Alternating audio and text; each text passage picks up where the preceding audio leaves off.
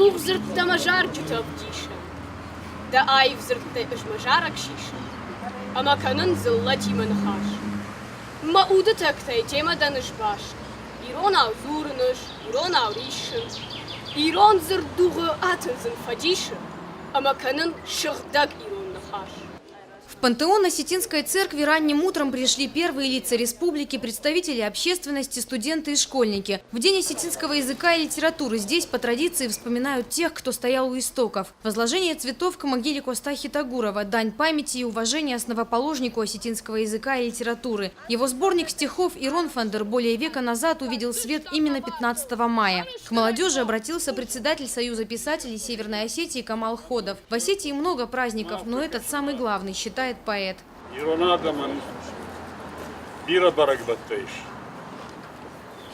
Фразандар, Джоргубадар, Василай, Бондар, Табушахизан.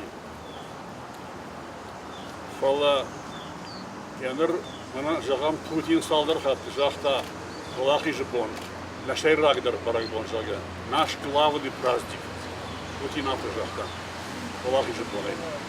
Ян манавда фанды. День осетинского языка и литературы – еще один повод для радости и гордости за свою родину. А знание родного языка касается каждого осетина. Каждый год мы отмечаем День осетинского языка, наверное, для того, чтобы в очередной раз сказать себе, насколько он дорог и красив каждому живущему в Осетии. Наверное, самая главная задача любой национальности – сохранить свой язык.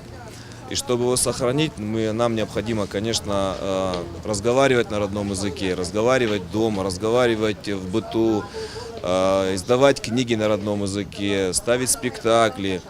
Это очень важно. Без языка народа быть не может. И пока жив язык, пока на нем будут говорить дети, будут живы лучшие традиции осетинского народа, которые мы сможем передать будущим поколениям. Залина Губурова, Алан Гасанов, Осетия ТВ.